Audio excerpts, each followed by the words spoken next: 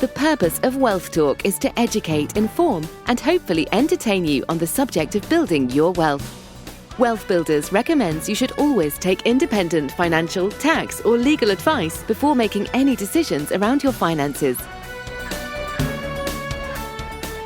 Welcome to episode 205 of Wealth Talk. My name is Christian Rodwell, the Membership Director for WealthBuilders, joined today by our founder, Mr. Kevin Whelan. Hello, Kevin. Hello, Chris. Got your teeth in, all right? Yeah, I know. Just about. So here we are, slap bang in the middle of summer, but still delivering content, still delivering value. And in fact, there's a bit of an anniversary that we're celebrating on this episode as well.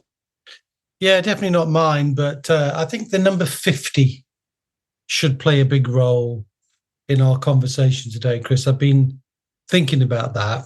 Always like to have a little bit of a theme for our podcast. And it must be 50 years since Newcastle United won anything.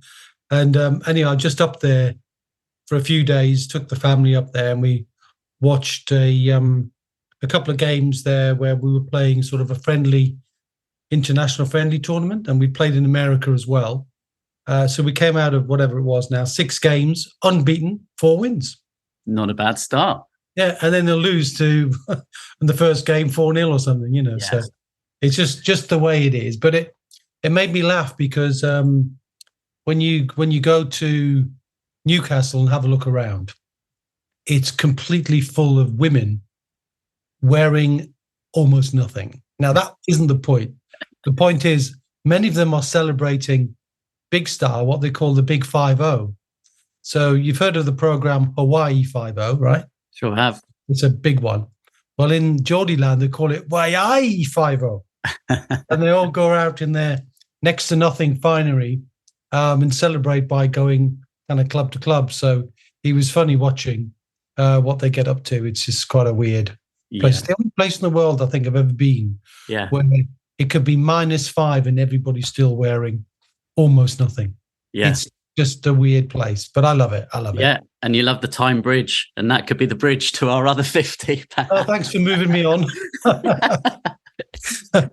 I feel like you're stopping an old man from rambling. No, continue to talk about the tune as long as you like. Yeah, better than talking about Fulham, I suppose.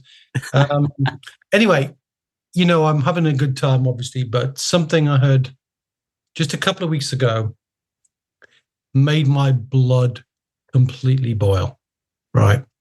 I was astounded, horrified to learn that the current Chancellor, in his Mansion House speech, which he does every summer, has created a pact. Can you believe?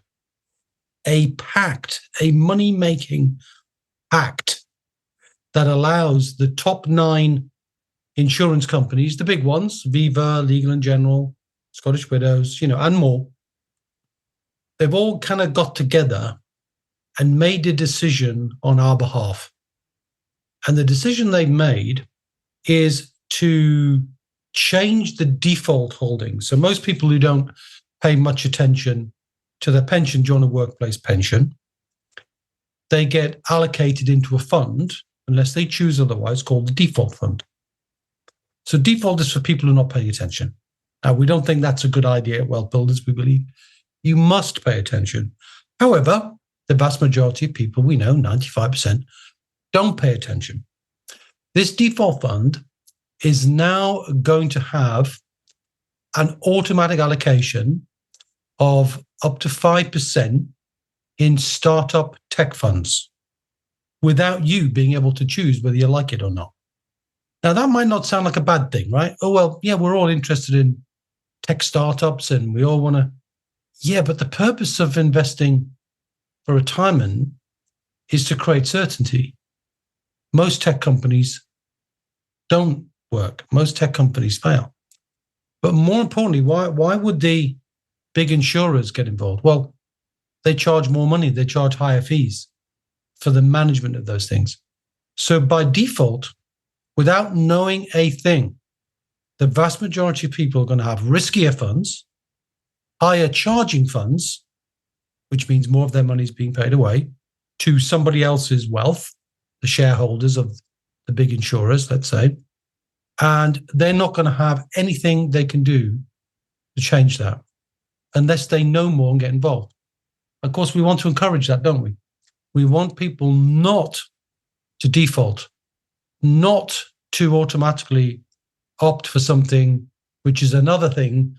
Maybe I've ranted about this before, Chris. So if you've got a pension and you're listening and you're in the UK, check out whether you're in the default fund, or even worse, if you're in something called a lifestyle fund, where each year you're moved increasingly from equities into cash, which means by the time you're 55, you're pretty much exclusively in the lowest risk investments or cash, which again sounds like a reasonable bet, doesn't it? Well, why wouldn't I want to take less risk as I get towards retirement?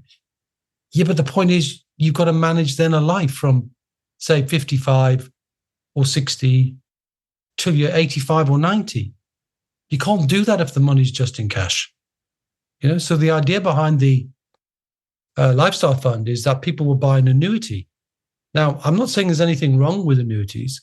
I mean, there are pros and cons of all investments. Like if you buy an annuity, you've given up all your cash. You give away all your capital to an insurer. It's a bit like a life insurance policy turned upside down. What I mean by that is with a life insurance policy, you pay a small premium to an insurance company. And if you die, they give you a lump sum. An annuity, you give them a lump sum and they give you a small premium back, taxable income.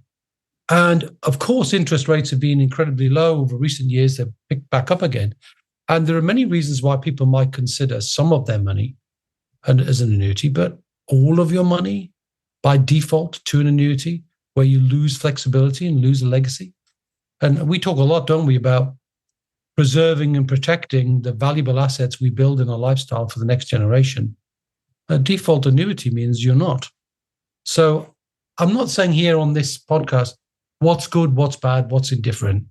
I'm saying you should know what you think and make a decision whether you should go for default lifestyle without any involvement or understanding of how your money's being treated. And whose money is it anyway? Yeah, it really gets me going, that one. Anyway, here's my thought, Chris. Mm-hmm. We do, at WealthBuilders, for our members, we do something called a score report. Not like the football score, we won 4-0 against Villarreal, for example. It's not that. It's 5 things. SCORE. S stands for a statement of your likely benefits based on what you're doing. In other words, what are you likely going to get in retirement? So C, what are your charges? What are you actually paying? What's the transparent number on your charges? Oh, what options have I got? Am I in the default fund? Am I in the lifestyle fund? What funds can I choose so I can get more involved if I want to? Oh, what are my retirement options? Do I have a choice? There's 2015, government brought in incredible flexibility. And E, have I made an expression of wish so that if I die, the pension fund goes to who I want to, my loved ones, people I care about, completely free of inheritance tax? Score. And what I propose to do, Chris, is extend this to our podcast listeners. 50 people. Yeah, matches the theme of today. Mm-hmm. 50. Nice. If no more than that, because we normally charge them out at $295. That's quite a bit of work to do. But I'll offer 50 for free for the first 50 people who email and contact us about that. And we'll obviously need to know what kind of pensions they are. I hasten to say, this is not advice. This is not going to lead to advice. It's going to lead to awareness. Because awareness gives clarity on then where do you go next? And that's not for me to say.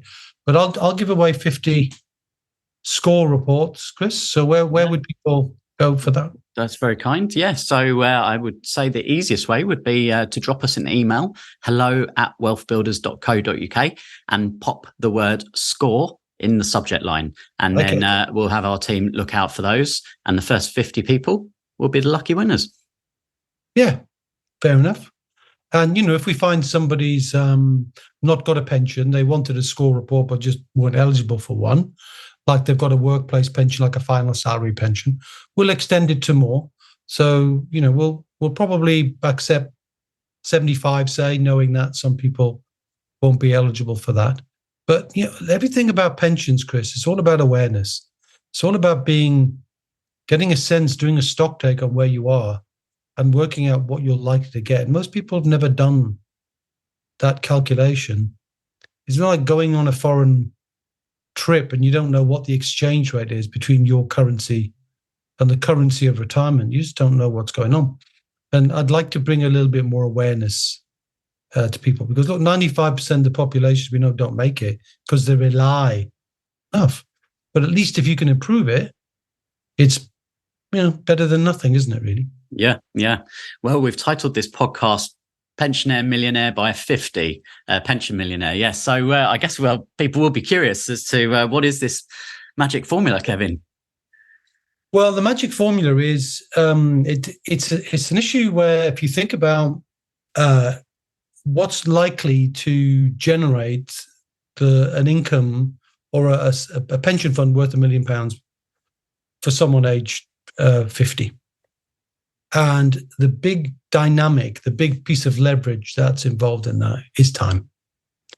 So I guess if you're the podcast listener, it's not you. It's going to be your children, your grandchildren. So stated differently, if you, like I've told this story before, haven't I, about setting up and I'll definitely do again on the families program, talk more about what you can do for your kids with junior ISAs and junior SIPs and junior stakeholders, all the sorts of things that you can give your next generation or your grandchildren, get them really set up for life. And I think if you can set them up for life for a small cost, and if you were to take out a pension, which you can, any child can have a pension, they don't have to be 18 or anything, more of the age in a minute. You can pay up to £3,600 gross a year. So take the tax relief off that, because even babies get tax relief.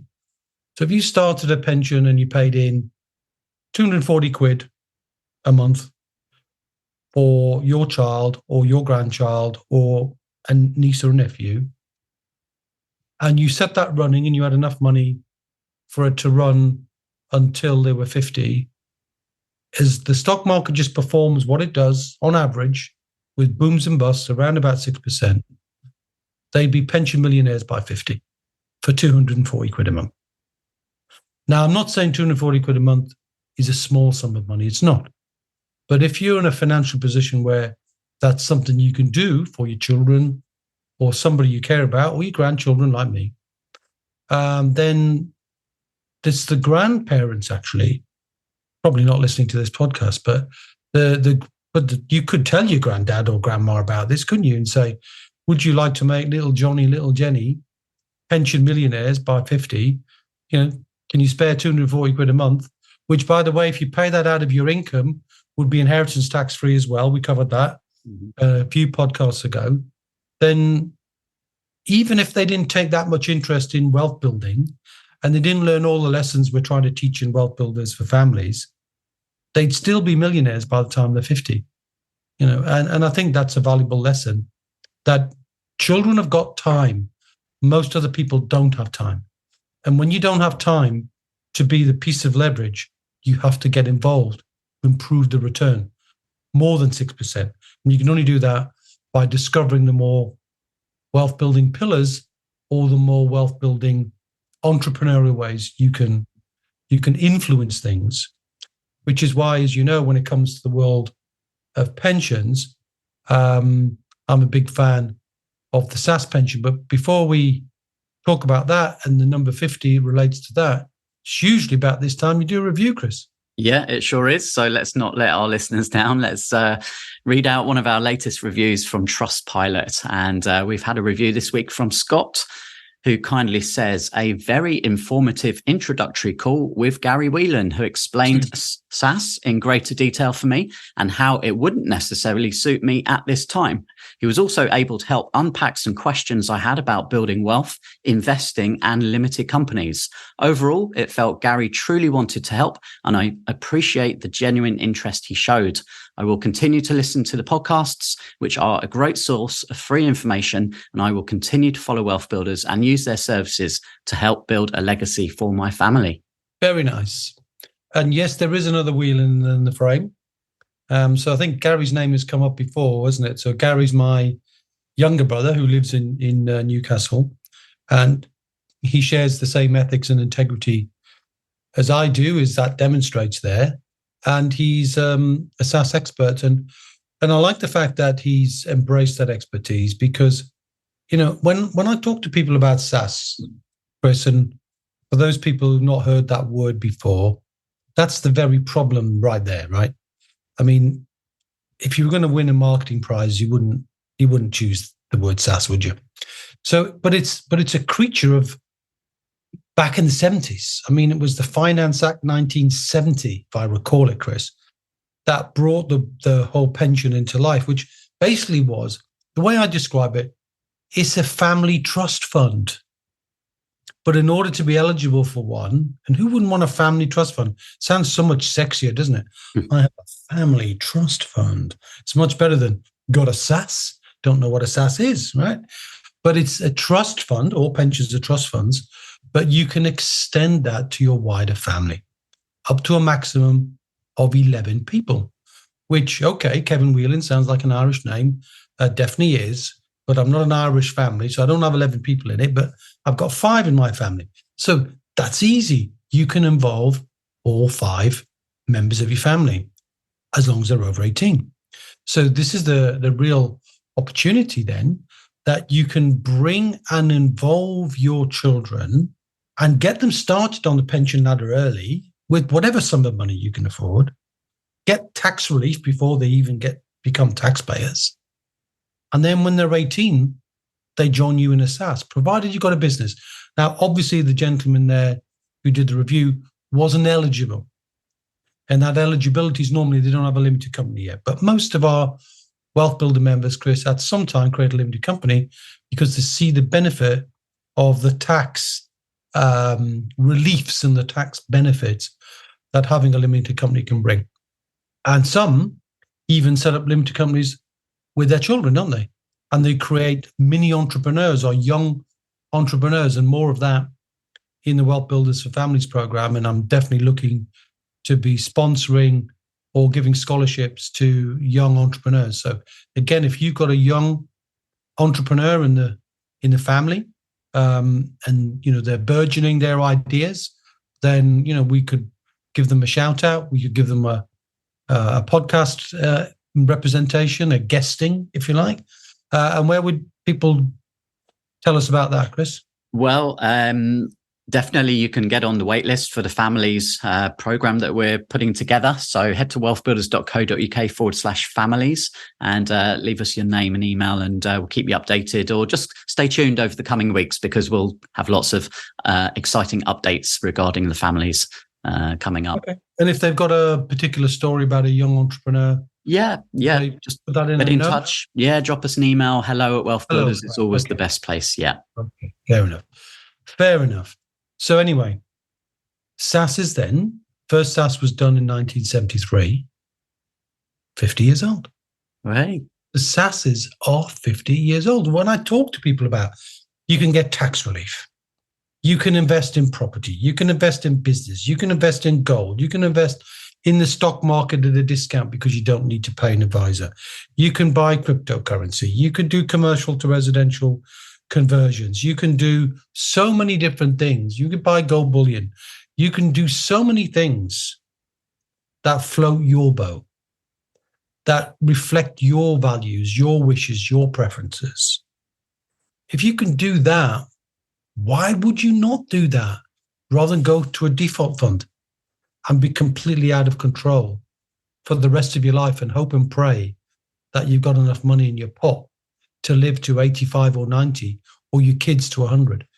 get them involved early. So by having a SSAS, you can bring them in to the SSAS at 18 and teach them things. You don't have to get them involved specifically. You could get them involved before that. You could say, hey, as a family, we've got a family trust fund. You're not eligible to join until you're 18.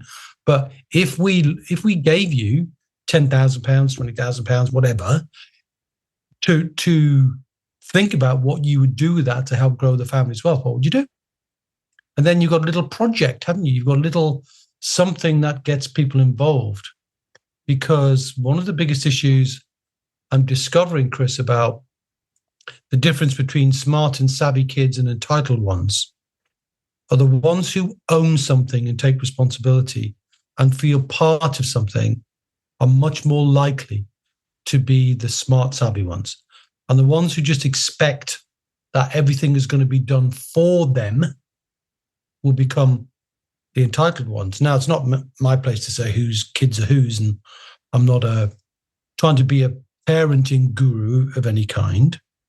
But I would say that the more you can encourage younger ones to get involved and make decisions and make mistakes, of course, the more they'll be able to make good decisions when they're grown-ups. And that's really, at the end of the day, what we want, isn't it?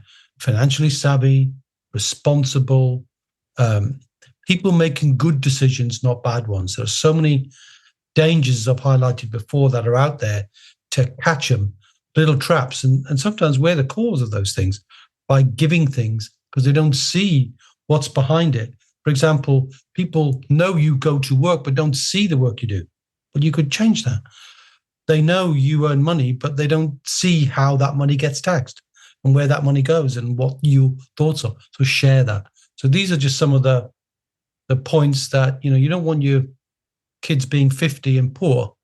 You want to get them to 50 and be completely set for life, if not before, because of the good work you do in building your own family wealth plan, of which I think SSAS is a linchpin in that entire process because of all the tax breaks and inheritance tax-free, capital gains tax-free, income tax-free, national insurance-free, corporation tax-free, a frictionless pension that allows you to maximize the return and mitigate the risks in ways that other pensions don't allow.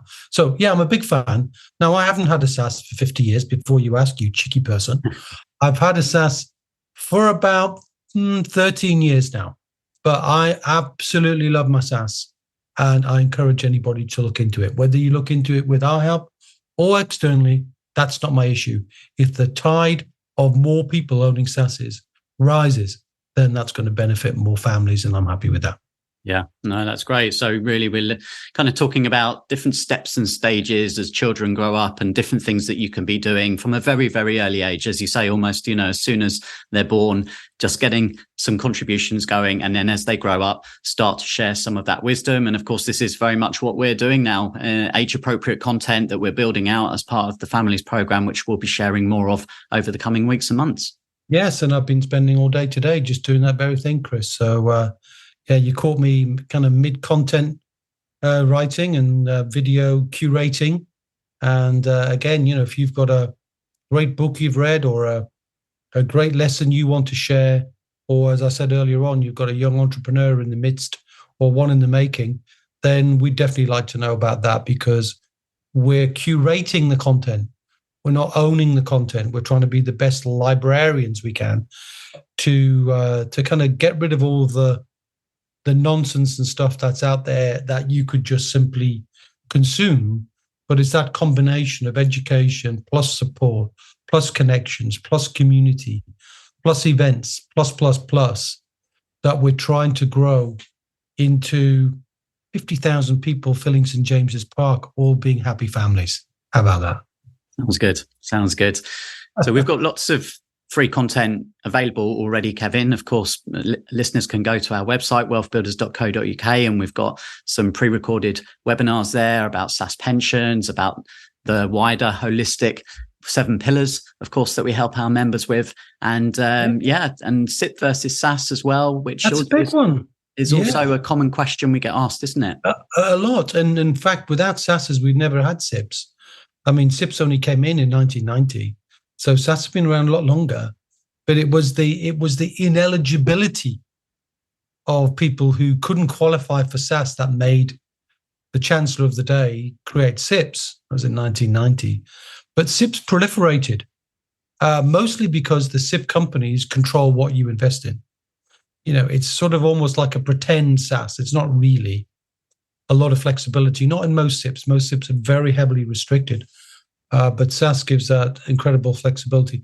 But with that flexibility comes responsibility, Chris. So I'm not saying everybody should get a SSAS. And you heard from that review, obviously Gary had a conversation with that gentleman and said, not sure it's a good fit for you. And we continually do that just to make sure that SSAS is only going to be fit for purpose for someone who's fit to run it. In other words, make decisions, understand the risks, and be willing to learn a bit more than the average person knows about a pension.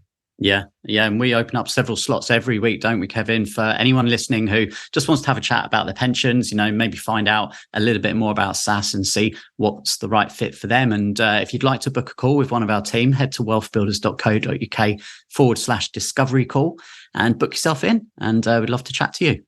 Yeah, or just avail yourself of one of the 50 free score reports if you don't fancy a chat just yet. That's really no problem.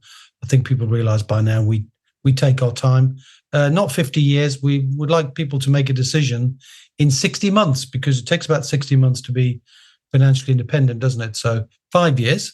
So whether it's 5 or 50, you can make it.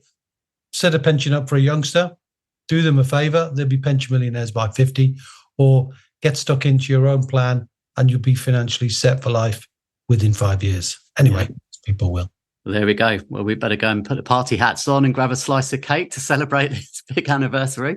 And hope you've enjoyed listening today. Don't forget to drop us an email in, hello@wealthbuilders.co.uk if you'd like to grab one of those score reports. And Kevin, we will catch up same time, same place next week. Yes, we will indeed, my friend. Until then, see ya.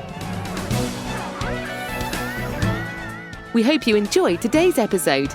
Don't forget that we are constantly updating our resources inside the WealthBuilders membership site to help you create, build, and protect your wealth. Head over to wealthbuilders.co.uk/membership right now for free access. That's wealthbuilders.co.uk/membership.